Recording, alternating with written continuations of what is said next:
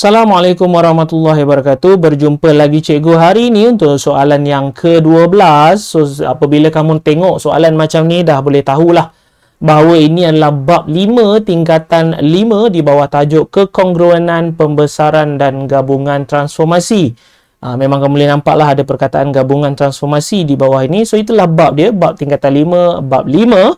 Okey, so soalan kamu diberi kepada kamu ada 3. Boleh nampaklah ada 3 objek dekat sini. So, kita bacakan sedikit apakah maklumat yang telah diberikan. So, diberi kepada kamu ABCD ialah image. So, kita noted sedikit bahawa ini ialah image ABCD. Okey, bagi PQRS. So, bermaksud ABCD kamu ialah image bagi PQRS. So, PQRS kalau kita tengok kat sini yang besar ni Okey, yang mana kita noted sebagai objek. So, itulah dia. So, apabila huruf yang hadir di belakang bermaksud itu adalah objek. So, yang disebut di depan itulah image. Okey, di bawah gabungan transformasi YX. Ketahuilah bahawa apabila melibatkan gabungan transformasi Y dan juga X, huruf yang paling belakang, cikgu sebut sebagai yang paling belakang lah. Okey, akan hadir sebagai jalan kerja yang pertama. So, huruf yang hadir awal ataupun yang pertama, kita akan sebut sebagai jalan kerja yang kedua. Itu memang syarat ataupun melibatkan gabungan transformasi. Itulah benda yang kamu kena tahu. Apabila YX, so X dahulu, barulah transformasi Y akan diikuti kemudian. Okey, so kalau kamu tengok dekat sini daripada objek, seharusnya kita akan menjadi image lah. Itu memang gerak kerja untuk bab ni. Objek dia akan menjadi image. Tetapi kalau kamu tengok objek kamu asalnya berkeadaan dalam keadaan yang agak besar dekat sini. Kemudian tiba-tiba nak dijadikan kepada image, dia mengecil. Okey, so bolehlah kita katakan bahawa daripada PQRS, dia mengalami pengecilan terlebih dahulu menjadi image sementara di bawah ini. Yang cikgu noted sebagai IS. Yang membawa maksud image sementara. Asalnya objek kamu PQRS. Kemudian dia mengecil menjadi TUVS. Okey, daripada TUVS inilah barulah dia mengalami putaran. Okey, so bolehlah kita katakan di sini bahawa jalan kerja kamu yang pertama, walaupun gambar kamu ini mengecil, sebaliknya tiada pengecilan dalam transformasi, yang ada masih lagi perkataan pembesaran. Okey, so masih lagi perkataan pembesaran. So, yang kedua ini di antara image sementara dan juga image akhir di sini pastinya putaran lah, tak lain tak bukan. Kamu boleh nampak dia berputar. Sekejap lagi kita akan tengok So, putaran. Okey, so untuk pembesaran kita akan ada ayat yang seterusnya iaitu perkataan dengan faktor skala. So, cikgu tulis dengan ayat ringkas, kamu seharusnya tulis dengan ayat penuh lah. So, dengan faktor skala. Okey, so untuk faktor skala ini yang cikgu noted sebagai FS, seharusnya rumus dia ialah image per dengan objek. So image per dengan objek. So kita tengoklah gambar kamu di sini. Kalau ikutkan image sementara, katakanlah cikgu nak ambil CCTS. Okey, so itulah image sementara kamu, iaitu kita noted sebagai TS, garisan TS. Manakala sebelum menjadi TS, garisan objeknya sebenarnya adalah garisan PS lah. Okey, dia mengecil baru menjadi TS. So asalnya objek dia adalah PS. So PS kamu dekat sini boleh nampak bahawa ianya adalah 4 kotak, manakala TS yang di atas ialah 2 kotak. So, TS kamu, image kamu ataupun image sementara dekat sini adalah 2 kotak. Manakala PS kamu 4 kotak. Bermaksud dekat sini faktor skala pembesaran ialah 1/2. Okey, so ketahuilah bahawa apabila menyebut tentang faktor skala pecahan, okey, faktor skala kamu ini menjadi nilai pecahan. Okey, so ini nilai pecahan Apabila menjadi nilai pecahan, bermaksud gambar kamu itu mengecil. Okey, dia tiada pengecilan di depan ini. Yang ada hanyalah pembesaran. Cuma kita boleh tahu dia mengecil sebab faktor skalanya ialah pecahan. So, kamu kena tahulah yang tu berkenaan untuk pembesaran. Okey, so untuk pembesaran yang terakhir adalah perkataan pada pusat. Okey, so pada pusat. Seharusnya kamu akan adalah pusat pembesaran. Okey, pada pusat. Okey, so kalau kamu tengok S kamu dia kita ambil R kamu dia mengecil menjadi V. Q kamu dia mengecil menjadi U, manakala P kamu mengecil menjadi T. Okey, so tengok baik-baik ya. R jadi V, Q jadi U, P menjadi T. Sebaliknya S kamu langsung tidak berganjak. So titik yang tidak berganjak itulah sebenarnya pusat pembesaran, iaitu pada nilai negatif 4, 2. Okey, so kita dah boleh tulis pada pusat negatif 4, 2. Manakala untuk putaran, okey, so pembesaran kamu di bawah ni dah lengkap satu perkataan ataupun satu fakta, dua fakta dan tiga fakta. So dah cukup. So untuk putaran, okey, so ketahuilah bahawa untuk putaran seharusnya dia akan ada arah. Okey, sama ada dia lawan jam ataupun ikut arah jam. So kita akan tengoklah daripada V dekat sini, kita ambil mana-mana bucu. So V kamu ini sebenarnya dia diputarkan menjadi C. Okey, bolehlah cikgu lukis garisan dia macam ni. Okey, sebenarnya daripada V dekat sini dia diputarkan menjadi C. So putaran kamu ini adalah pada sudut 90 darjah sepatutnya. Okey, macam mana cikgu tahu 90 darjah? Sebab kamu boleh nampak asalnya garisan TS yang terbaring dekat sini dan kemudian dia ditegakkan menjadi garisan AD. So TS asalnya terbaring ataupun mendata menjadi garisan yang tegak, iaitu AD. So pastinya 90 darjah ikut arah jam, sebab putaran kamu dekat sini adalah arah jam, ikut arah jam.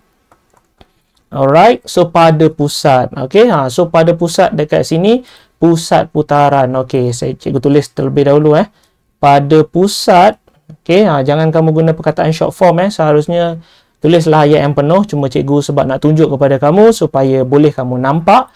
So pusat putaran kebiasaannya susah untuk kita cari, tapi cara yang biasa cikgu guna dan pastinya tepat pusat putaran tersebut, cikgu memang guna kaedah COI lah, yang mana C itu adalah center, O itu adalah objek, I itu ialah image. Okey, so cikgu tulislah dekat sini cikgu menggunakan teknik COI. Okey, C, O dan juga I, yang mana C ini adalah center ataupun pusat lah. Okey, so pusat putaran memang kita nak cari, so cikgu tulislah sebagai X dan juga Y dekat sini. So pusat putaran tak tahu. Okey, so pusat putaran pastinya tak tahu. So untuk O kamu seharusnya kita akan fokus kepada image sementara lah, sebab I di bawah ini bermaksud image akhir. So O kamu sebelum image akhir berlaku ataupun terhasil, pastinya dia datang daripada image sementara. So kita noted sebagai kira macam objek lah. Okey, di kat sini. So ini image akhir. So objek kamu katakanlah cikgu nak ambil koordinat. Okey, kita tengok koordinat mana yang sesuai. So mungkin cikgu nak ambil S. So koordinat yang sepadan seharusnya ialah D. Okey, so koordinat kamu daripada S ini, so kalau kita putarkan dia menjadi D. So S kamu ini adalah koordinat bagi objek. Okey, so negatif 4, 2. Itulah koordinat dia. Manakala untuk image kamu seharusnya 1, 3. So koordinat dekat sini iaitu 1, 3. Okey, so kamu dah boleh nampak cikgu ambil C memang kita nak cari. O kamu, objek kamu daripada sini, manakala image kamu ataupun I dekat sini ialah daripada D dekat sinilah. Okey, so apa yang kita akan buat seterusnya, inilah permulaan ataupun kata teknik yang kamu kena hafal supaya tidak menjadi kesilapan. Okey, so cikgu akan tulis macam ni Yang image ini adalah sebagai jawapan. Okey, cikgu akan tulis sebagai I, bukan I, 1, maaf. 1 dan 3, sebab I kamu akan menjadi jawapan di hadapannya. So 1 dan juga 3, manakala diikuti dengan kurungan. Okey, so bawah ni juga akan ada kurungan. Dalam kurungan seharusnya ada tolak. Okey, dan di luar kurungan akan ada tambah. So ini adalah teknik COI, yang mana kamu boleh terus dapat jawapan yang tepat. Okey, tanpa menconteng grid lah ataupun satah kertas yang ada. Kita buat pengiraan sahaja. Cuma kena hafal lah dia punya step. So I kamu akan menjadi jawapan 1 dan juga 3. Manakala akan diikuti dengan kurungan. Dalam kurungan akan ada tolak. Di luar kurungan akan ada tambah. Okey, sebelum kamu teruskan, kamu tengoklah putaran kamu ini adalah 90 darjah ikut arah jam. Sekiranya ini adalah putaran 90 darjah ikut arah jam, dia akan berada negatif di atas sini. Okey, seharusnya negatif ini akan duduk di atas sekiranya dia adalah 90 darjah ikut arah jam. Kalau 90 darjah lawan arah jam, negatif akan duduk di bawah ni. Dan ketahuilah bahawa teknik COI ini hanya valid untuk 90 darjah punya putaran. Okey, so negatif dekat atas ni sebab dia adalah ikut arah jam. Kalau lawan arah jam akan duduk di bawah. So, macam mana nilai yang kita nak isi di dalam? Seharusnya kita akan ambil untuk nilai 1 di sini. Kita akan ambil bentuk dia macam ni. Y, 2 dan juga X. So, kamu akan ada Y, kamu akan ada 2 dan juga kamu akan ada X. Okay, so Y, 2 dan X. Manakala untuk dapatkan 3 yang sebelah kanan, kita akan mula daripada sebelah kiri. Iaitu, bentuk dia akan jadi macam ni. Alright, so kamu akan ada X, kemudian kamu akan ada negatif 4. Hati-hati Kamu ada X, kamu ada negatif 4, kemudian kamu ada Y dekat atas tu. Okay, so kamu pause and play lah sekiranya kamu mungkin memerlukan perincian ataupun nak tengok dia secara gerak perlahan lah. Okay, so daripada sini bolehlah kita teruskan sebab untuk mencari jawapan teknik COI ini, pusat ni seharusnya kamu akan ada 2 persamaan linear. Okay, so kamu akan ada 1 sama dengan negatif Y tambah 2. Okay, tambah X. Okay, so itu yang kita ada. So, kamu akan ada 1 sama dengan, okay, kita selesaikanlah terus supaya senang. So, 2 ini positif. Kita bawa ke sebelah, dia akan jadi negatif ataupun tolak. So, kamu akan ada negatif Y tambah X. Okay, so kamu akan ada negatif 1 sama dengan X tolak Y. So, inilah persamaan kamu yang pertama. Okay, so cikgu susun atur sahaja. Okay, so yang kedua kamu dekat sini. Okay, yang kedua kamu dekat sini seharusnya akan ada 3 sama dengan X tolak 4. Okay, X tambah. So, hati-hati sebab kamu ada tolak dan juga negatif. So, kamu akan jadi positif. So, tambah 4. So, tambah Y. So, kamu akan ada 3 tolak 4 sama dengan X tambah Y. So, kamu akan ada 3 tolak 4 bermaksud negatif 1 iaitu X tambah Y. So, dekat sini kamu dah ada 2 persamaan linear yang cikgu cakap awal tadilah untuk menggunakan teknik COI. Mungkin agak panjang tapi dia lebih selamat. Okay, sebab kamu tak conteng grid dan kata bila conteng mungkin akan ada sedikit lari koordinat. So, bila buat pengiraan confirm takkan larilah melainkan kamu silap ambil nilai. So, kita akan guna EQN 1. So, kita akan ambil unknown 2 sebab kamu ada X dan juga Y. So, seharusnya dekat sini nilai X kamu ialah 1 lah. Okay, dekat sini 1, dekat sini juga 1, dekat sini juga 1, dekat belakang ini juga 1. Tiada nilai bermaksud 1. So, A1 kamu 1. Okay, dekat sini kemudian sama dengan. So, B1 kamu adalah negatif 1. Hati-hati. So, C1 kamu seharusnya negatif 1 juga. Okay, so dekat sini X kamu A2 ialah 1. So, B2 juga nilai 1. Dan yang terakhir adalah negatif 1 untuk C2 dekat sini. So, seharusnya kamu akan dapat jawapan negatif 1, 0. Itulah sebenarnya pusat putaran kamu, iaitu negatif 1, 0. Okey, so lengkaplah jawapan kamu untuk pusat putaran dan juga pusat pembesaran. Mungkin agak panjang sedikit untuk teknik COI, tapi itulah cara yang cikgu gunakan. Okay, satu lagi adalah kaedah melukis. Kadang-kadang melukis tak tepat apabila ada sedikit masalah lah. Tapi pengiraan untuk teknik COI, cikgu yakin dan cikgu jamin 100% tepat. So, untuk huraian kamu, X dan juga Y telah pun selesai. Yang mana X kamu adalah pembesaran dengan faktor skala 1/2 pada pusat negatif 42. So, Y kamu adalah putaran 90 darjah ikut arah jam pada pusat negatif 10. Dan yang terakhir, soalan kamu adalah berkaitan dengan luas kawasan berlorik 120. So, kawasan berlorik kamu adalah 120. Hitung luas untuk A, B, C, D. Okey, ketahuilah bahawa apabila soalan kamu macam ni, dia akan ada rumus iaitu luas image sama dengan K kuasa 2 darab dengan luas objek. So, itu adalah rumus untuk untuk soalan macam ni lah. Okey, soalan kamu. Kamu tengok image kamu. Kalau ikutkan image kamu ialah ABCD lah. So, ABCD lah yang kita nak cari.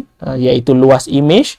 So, K kuasa 2. K kamu ini sebenarnya adalah faktor skala. So, faktor skala memang kita akan ambil daripada jawapan yang atas ataupun jawapan yang sebelum. So, kalau dekat sini kamu salah, seharusnya kat bawah ni takkan jadi betul jugalah.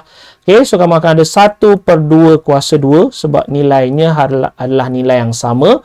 So, darab dengan luas objek. So, dekat sini objek kamu kamu tengok total objek kamu adalah PQRS. So, nilai yang diberi kepada kamu adalah kawasan berlorek 120. So, kawasan berlorek adalah 120. Sedangkan objek kamu ada lorek, ada image sementara. Okay, so sebenarnya dekat sini darab dengan objek kamu ada lorek. Okay, dan juga ditambah dengan image sementara ataupun cikgu noted sebagai objek lah. Okay, kenapa cikgu noted sebagai objek? Kerana image sementara kamu ini samalah saiznya dengan image akhir. Okay, so lorek kamu dah tahu nilai dia iaitu 120 lah. Dia dah bagi dah lorek dekat sini. So, objek kamu kalau ikutkan objek, sorry, dia bukan objek. Cikgu dah tersilap dekat sini. Sepatutnya bukanlah objek, sebaliknya adalah image. Okay, sebaliknya adalah image. Kerana untuk objek kamu, okay, untuk objek kamu ini dia adalah gabungan lorek bersama dengan image. Yang mana image sementara sama saiz lah dengan image akhir. So, yang kita nak cari adalah luas ABCD, iaitu luas image lah. Okey, so kamu tekanlah kalkulator. Yang ini kamu akan ada 1/4. Okey, darab dengan 120 tambah dengan cikgu wakilkan sebagai X lah. Okey, so cikgu akan wakilkan macam tu. Okey, so kamu akan teruskan, kamu akan dapat nilai 30 tambah dengan 1/4 X. Okey, so dia akan jadi macam tu. Dan kalau kita teruskan lagi, seharusnya kamu akan ada X tolak 1/4 X sama dengan 30. Manakala akhir sekali kamu akan ada 3/4 X samalah juga dengan 30. Dan yang terakhir X kamu ialah 40. So bermaksud 30 darab dekat sini, so kamu akan jadi bahagi. Okey, sebab ini adalah proses darab, so kita pindah ke sebelah dia akan jadi bahagi. Dan jawapan terakhir kamu adalah bukan 30, 40. Okey, bukan 40 darjah, 40 luas dia. Okey, luas untuk image kamu dekat sini. So luas ABCD lah dekat sini. Okey, so mungkin panjang lebar sedikit soalan kita untuk hari ini, tapi ketahuilah bahawa apa yang cikgu ajar ini sememangnya cara yang cikgu guna untuk anak murid cikgu. Okey, so mungkin penyelesaiannya agak panjang. Ketahuilah markah dia pun agak besar dekat sini, iaitu 9 markah, 6 dan juga 3. So sekiranya kamu boleh faham dengan teknik COI, dengan teknik apa yang cikgu cuba ajarkan dan juga sampaikan untuk hari ini, bolehlah kamu ajarkan rakan-rakan kamu yang lain supaya ilmu kamu terus berkembang. Dan jangan lupa untuk tinggalkan ruangan komen dengan sebarang soalan ataupun sebarang soalan yang kamu nak request cikgu buat. Boleh, okey, cikgu amat alu-alukan. Jangan lupa untuk tekan button like dan juga subscribe. Sehingga kita berjumpa lagi untuk soalan yang lain. Assalamualaikum warahmatullahi wabarakatuh.